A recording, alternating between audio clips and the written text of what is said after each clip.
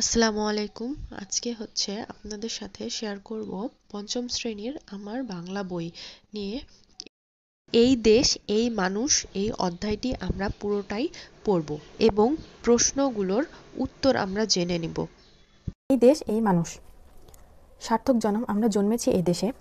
কবির এ কথার অর্থ আমাদের সৌভাগ্য ও সার্থকতা যে আমরা এদেশে জন্মেছি। বাংলাদেশের অধিকাংশ মানুষ বাংলায় কথা বলে, তবে আমাদের দেশে যেমন রয়েছে প্রকৃতির বৈচিত্র্য, তেমনই রয়েছে মানুষ ও ভাষার বৈচিত্র্য। বাংলাদেশের পার্বত্য জেলাগুলোতে বসবাস করে বিভিন্ন জাতিসত্তার মানুষ। এদের কেউ চাকমা, কেউ মারমা, কেউ মুরং, কেউ তঞ্চঙ্গা ইত্যাদি। এছাড়া রাজশাহী আর জামালপুরে রয়েছে সাঁওতাল ও রাজবংশীদের বাস। তাদের রয়েছে নিজ নিজ ভাষা। একই দেশ অথচ কত বৈচিত্র্য, এটাই বাংলাদেশের গৌরব। সবাই সবার বন্ধু, আপনজন। এদেশে রয়েছে নানা ধর্মের লোক, মুসলমান, হিন্দু, বৌদ্ধ ও খ্রিস্টান। সবাই মিলেমিশে আছে যুগ যুগ ধরে। আমরা পরের পেজে চলে যাই। বাংলাদেশের এই যে মানুষ, তাদের পেশাও কত বিচিত্র। কেউ জেলে, কেউ কুমার, কেউ কৃষক, কেউ শ্রমিক, কেউ আবার কাজ করে অফিস আদালতে। সবাই আমরা পরস্পরের বন্ধু। একজন তার কাজ দিয়ে আরেকজনকে সাহায্য করে, গড়ে তোলে এই দেশ। একবার ভাবি কৃষকের কথা, তারা কাজ না করলে আমাদের খাদ্য জোগাতো কে? সবাইকে তাই আমাদের শ্রদ্ধা করতে হবে, ভালোবাসতে হবে। সবাই আমাদের আপনজন। আমাদের আছে নানা ধরনের উৎসব। মুসলমানদের রয়েছে দুটি ঈদ, ঈদুল ফিতর ও ঈদুল আজহা। হিন্দুদের দুর্গাপূজা সহ নানা উৎসব আর পার্বণ। বৌদ্ধদের আছে বুদ্ধ পূর্ণিমা ও প্রবারণা পূর্ণিমা। খ্রিস্টানদের আছে ইস্টার সানডে আর বড়দিন। এছাড়াও রয়েছে নানা উৎসব, পয়লা বৈশাখ নববর্ষের উৎসব। আবার রাখাইনদের সাংগ্রাই ও চাকমাদের বিজু উৎসব রয়েছে। আমরা একে অপরের উৎসবে সহযোগিতা করি।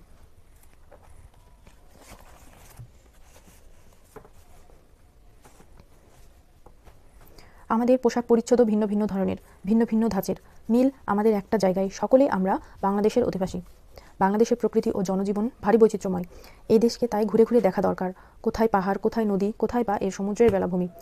দেশের নানা প্রান্ত যেমন ঘুরে দেখা দরকার, তেমনই দরকার আত্মীয় স্বজন ও বন্ধুদের বাড়ি বেড়াতে যাওয়া, পরস্পর মেলামেশা করা, কাছাকাছি আসা, মানুষকে ভালোবাসা। দেশ মানে এর মানুষ, নদী, আকাশ, প্রান্তর, পাহাড়, সমুদ্র। এসব দেশ হলো মায়ের মতো। মা যেমন স্নেহ, মমতা ও ভালোবাসা দিয়ে আমাদের আগলে রাখেন, দেশও তেমনি তার আলো, বাতাস ও সম্পদ দিয়ে আমাদের বাঁচিয়ে রাখে। এদেশকে আমরা ভালোবাসবো। গল্প শেষ। এখন আমাদের আছে কিছু শব্দার্থ, সেগুলো আমরা পড়ে জেনে নিব। থেকে খুঁজে বের করি, অর্থ বলি। সৌভাগ্য, সৌভাগ্য মানে হচ্ছে ভালো ভাগ্য। প্রকৃতি মানে নিঃসর্গ। বৈচিত্র্য মানে বিভিন্নতা। বেলাভূমি মানে সমুদ্রের তীরের বালুময় স্থান। প্রান্তর মানে মাঠ। স্বজন মানে নিজের লোক বা আত্মীয় বা বন্ধু বান্ধব। সার্থক, সার্থক মানে সফল। সাংগ্রাই, সাংগ্রাই মানে রাখাইনদের নববর্ষ উৎসব। বিজু, বিজু অর্থ হচ্ছে চাকমাদের নববর্ষ উৎসব। এখন আমরা 2 নাম্বারটা পড়ে নিই। ঘরের ভিতরে শব্দগুলো খালি জায়গায় বসিয়ে বাক্য তৈরি করি। কি বলছে? আমাদের ড্যাশ যে আমরা এদেশে জন্মেছি। আমাদের সৌভাগ্য যে আমরা এদেশে জন্মেছি। সৌভাগ্য, আমাদের সৌভাগ্য যে আমরা এদেশে জন্মেছি। ক নাম্বার সৌভাগ্য। খ, আমাদের দেশে রয়েছে সুন্দর প্রকৃতি। আমাদের দেশে রয়েছে সুন্দর প্রকৃতি, যে প্রকৃতি। পাহাড়, কোথায় নদী, কোথায় বা এর সমুদ্রের বেলাভূমি। সমুদ্রের বেলাভূমি। ঘ নাম্বার, একই দেশ অথচ কত বৈচিত্র্য। বৈচিত্র্য, দেশ মানে এর মানুষ, নদী, আকাশ, প্রান্তর, পাহাড়, সমুদ্র। এইসব দেশকে ভালোবাসার মধ্য দিয়েই সার্থক হয়ে উঠবে আমাদের জীবন, যে সার্থক। নাম্বার, নিচের প্রশ্নগুলোর উত্তর বলি ও লিখি। বাংলাদেশে বাঙালি ছাড়া আর কারা কারা বাস করে? বাংলাদেশে বাঙালি ছাড়া বেশ কয়েকটি জাতিসত্তার মানুষ বাস করে। এদের মধ্যে রয়েছে চাকমা, মারমা, মুরং, সাঁওতাল, তঞ্চঙ্গা সহ অন্যান্য জাতিসত্তার মানুষ। খ নাম্বার, বাংলাদেশের বিভিন্ন ধর্মের উৎসবগুলোর নাম কি? বাংলাদেশের বিভিন্ন ধর্মের উৎসবগুলোর নাম হলো মুসলমানদের ধর্মীয় উৎসব ঈদুল ফিতর ও ঈদুল আজহা। হিন্দুদের ধর্মীয় উৎসব দুর্গা পূজা। বৌদ্ধদের ধর্মীয় উৎসব বৌদ্ধ পূর্ণিমা ও প্রবারণা পূর্ণিমা। খ্রিস্টানদের ধর্মীয় উৎসব ইস্টার সানডে ও বড়দিন। গ, বাংলাদেশের জনজীবনের বৈচিত্র্যসমূহ কি কি? জনজীবনে রয়েছে নানা বৈচিত্র্য। এখানে বাঙালি ছাড়াও বাস করে অন্যান্য জাতিসত্তার মানুষ। তারা নিজ নিজ ভাষায় কথা বলে। এদেশে রয়েছে নানা পেশার মানুষ, কেউ জেলে, কেউ কুমার, কেউ কৃষক, কেউ আবার কাজ করে অফিস আদালতে। এদেশে হিন্দু, ইসলাম, বৌদ্ধ, খ্রিস্টান সহ নানা ধর্মের মানুষ বাস করে। প্রত্যেকের ধর্মীয় উৎসবে রয়েছে ভিন্নতা। ঘ নম্বর প্রশ্ন, দেশ হলো মায়ের মতো, দেশকে মায়ের সঙ্গে তুলনা করা হয়েছে কেন? মা যেমন স্নেহ মমতা দিয়ে সন্তানকে আগলে রাখেন, দেশও তেমনি আলো বাতাস সম্পদ দিয়ে আমাদের আগলে রাখে। এই কারণে দেশকে মায়ের সঙ্গে তুলনা করা হয়েছে। 2 নম্বর প্রশ্ন, জেলেদের পেশা কি? তারা যদি কাজ না করে তাহলে আমাদের কি হতে পারে? জেলেদের পেশা হলো মাছ ধরে তা বাজারে বিক্রি করে জীবিকা নির্বাহ করা। জেলেরা যদি কাজ না করে তাহলে আমাদের শরীরের আমিষের চাহিদা মিটবে না। এছাড়া মাছ ও ভাত বাঙালির প্রধান খাদ্য। মাছ না ধরলে আমরা আমাদের প্রধান খাদ্য থেকে বঞ্চিত হব। নম্বর প্রশ্ন, আমরা একে অপরের উৎসবে সহযোগিতা করি, একথার দ্বারা কি বোঝানো হয়েছে? বাংলাদেশে হিন্দু, মুসলমান, বৌদ্ধ, খ্রিস্টান সব মানুষ মিলেমিশে বাস করে। প্রতিটি ধর্মের মানুষের রয়েছে আলাদা উৎসব। যুগ যুগ ধরে সকল ধর্মের মানুষ এদেশে একত্রে বসবাস করে আসছে। এক ধর্মের মানুষ অন্য ধর্মের উৎসবে আনন্দের সাথে অংশগ্রহণ করে। উৎসব পালনে আমরা একে অপরকে সহযোগিতা করি। প্রশ্নোক্ত উক্তিটিতে এই কথাই বোঝানো হয়েছে। প্রশ্ন 6, দেশকে কেন ভালোবাসতে হবে? আমাদের মায়ের মতো। মা যেমন স্নেহ মমতা দিয়ে সন্তানকে আগলে রাখেন, দেশও তেমনি আলো বাতাস সম্পদ দিয়ে আমাদের আগলে রাখে। তাই মায়ের মতো এ দেশকে ভালোবাসতে হবে। দেশকে ভালোবাসলেই জীবন সার্থক হবে। 4 নম্বর প্রশ্ন কি বলছে, নিচের অনুচ্ছেদ অবলম্বনে 3টি প্রশ্ন তৈরি করি। এখানে যে অনুচ্ছেদ দেওয়া আছে আমরা পড়ে দেখি অনুচ্ছেদটা। দেশ মানে এর মানুষ, নদী, আকাশ, প্রান্তর, পাহাড়, সমুদ্র এইসব। দেশ হলো মায়ের মতো। মা যেমন আমাদের স্নেহ মমতা ভালোবাসা দিয়ে আগলে রাখেন, দেশও তেমনি আমাদের বাঁচিয়ে রেখেছে। এ দেশকে আমাদের ভালোবাসতে হবে। দেশকে ভালোবাসার মধ্য দিয়েই সার্থক হয়ে উঠবে আমাদের জীবন।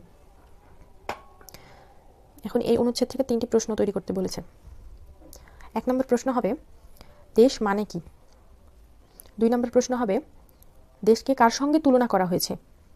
3 নম্বর প্রশ্ন হবে, আমাদের জীবন কিভাবে সার্থক হয়ে উঠবে?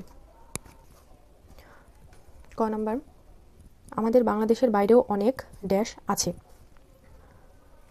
আমাদের বাংলাদেশের বাইরেও অনেক বাঙালি আছে। নাম্বার, আমরা সবাই পরস্পরের ড্যাশ। আমরা সবাই পরস্পরের বন্ধু। গ নাম্বার, ড্যাশ হলো মায়ের মতো, দেশ হলো মায়ের মতো। ঘ নাম্বার, আমাদের ড্যাশ যে আমরা এদেশে জন্মেছি। আমাদের সার্থকতা যে আমরা এদেশে জন্মেছি। 6 নাম্বার, নিচের বাক্য কয়টি পড়ি। মনির খুব ভালো ছেলে, রবিন তার বন্ধু। মনির ও রবিন একত্রে মাঠে খেলে। এখানে মনির, রবিন বিশেষ্য পদ। কোনো কিছুর নাম বোঝালে মনির ও রবিন হচ্ছে দুইজনের নাম, এখানে হবে বিশেষ্য পদ। খুব ভালো হচ্ছে বিশেষণ পদ। কোনো দোষ গুণ অবস্থা বোঝালে সেটা হচ্ছে বিশেষণ পদ। তার হচ্ছে সর্বনাম পদ। সর্বনাম পদ হলো কোনো নামের পরিবর্তে যেগুলো ব্যবহার করি সেটা হচ্ছে সর্বনাম পদ। ও হচ্ছে অব্যয় পদ। খেলে হচ্ছে ক্রিয়াপদ। কোনো কাজ করা বোঝালে সেটা হচ্ছে ক্রিয়াপদ। এবার নিচের বাক্য কয়টি থেকে 5 ধরনের পদ খুঁজে বের করি। 5 ধরনের পদ খুঁজে বের করতে হবে, মানে হচ্ছে বিশেষ্য পদ, বিশেষণ পদ, সর্বনাম পদ, অব্যয় পদ ও ক্রিয়াপদ। তাহলে আমরা এখন বের করি। আগে পড়ে নিই বাক্যটি। বাংলাদেশের জনজীবন ভারী বৈচিত্র্যময়।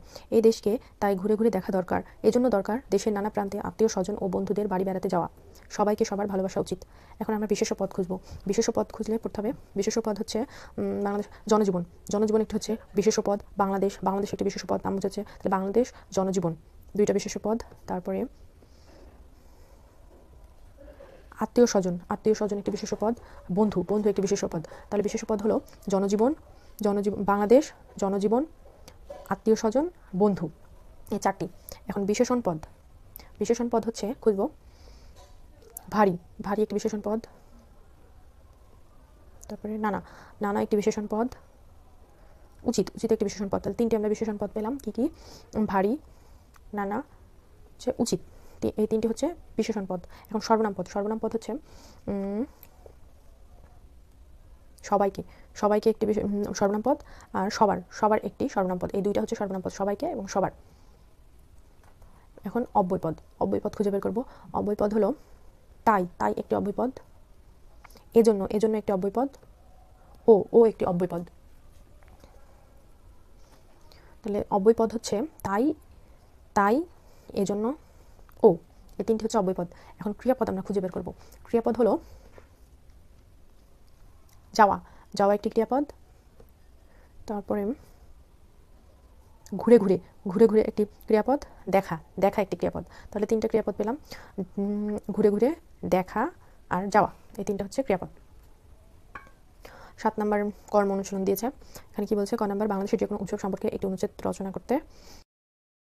ভিডিওটি ভালো লাগলে অবশ্যই চ্যানেলটিকে সাপোর্ট করবেন। ধন্যবাদ।